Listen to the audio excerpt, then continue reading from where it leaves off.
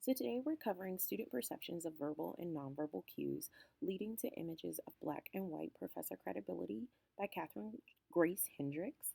So this study that lead students to decide the credibility of black and white professors. The literature review examines the grand narrative of the role teachers play.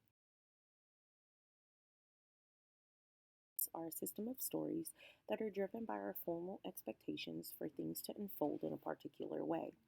Teachers in our society is seen as individuals who will shape the students they are charged with educating, therefore setting a generalizable expectation of the effect that teachers should have on students and the behaviors that are expected.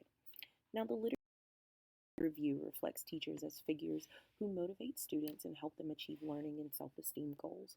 Quantitative methods have been used largely to study this teacher-student relationship. However, little research was completed on how teachers gain, keep, and lose credibility in learning. Hendricks asserts that this research is better gathered using qualitative methods and from the students.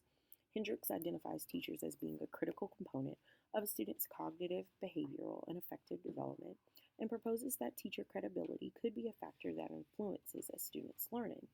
Hendrick completes two studies to examine the research question: what verbal and nonverbal communication cues exhibited by professors lead students to perceive their professors as credible. First, a pilot study to test the effectiveness of a case study as a qualitative method for data collection is used. More participants are interviewed in study 2. And observation, semi-structured interviews of students and professors, and open-ended questionnaires. These methods correspond with Van Manen's assertion that elements of a qualitative study be collected in vivo or as close to the point of origin as possible. Semi-structured interviews are methods used and defined by James and Zoller in 2017. They define semi-structured interviews as allowing for more depth in conversations that allow the researcher to explore participant experience in a more meaningful way. One black and one white male professor was chosen from 3 undergraduate departments at a Northwest large research institution. All professors were comparable in their experience and employment, with their main difference being race.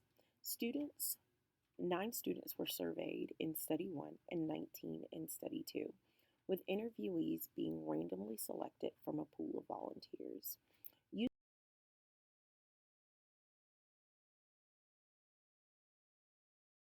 together of representations to construct a story, as set by Tracy in 2013, Hendricks' research showed that students created 2 definitions for credibility.